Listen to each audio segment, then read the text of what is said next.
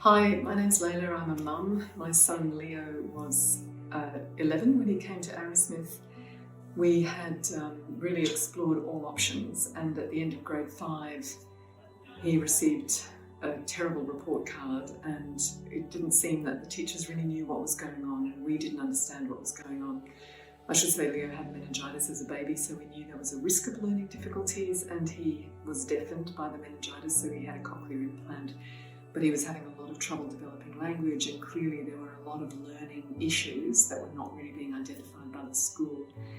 So we had him assessed, and the assessment was quite distressing, and with a view to going into Arrowsmith. And we started Arrowsmith that next year as a full-time project, and within 3 months we were seeing the difference in him. His speech and his writing improved, the fluidity of ideas coming out of him improved. He became much more engaged with us and with the world, seemed to know where he was, started recognising when we were driving around, he would recognise where we were, whereas previously he'd just been in a world of his own.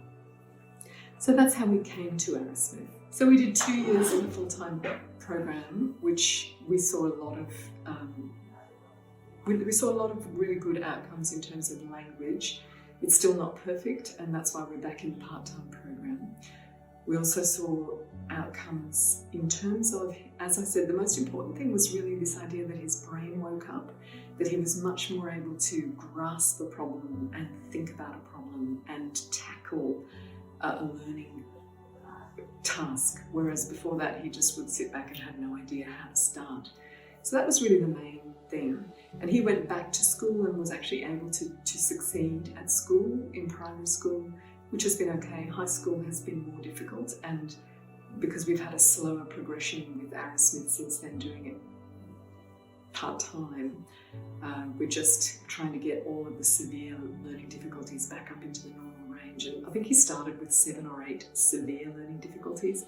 He moved those quite quickly. Now he's got 2 that are still severe, and they still impact him a lot in terms of speech, language, understanding, conversation, and being able to do academic work. But without Arrowsmith, I don't think we'd be anywhere near where we are now. He's about to graduate from grade 12. He'll get a certificate of education, and he certainly is employable. He's very employable. He can take public transport, he reads prolifically, he's got a great sense of humour, but we've still got a ways to go. So it takes the time that it takes.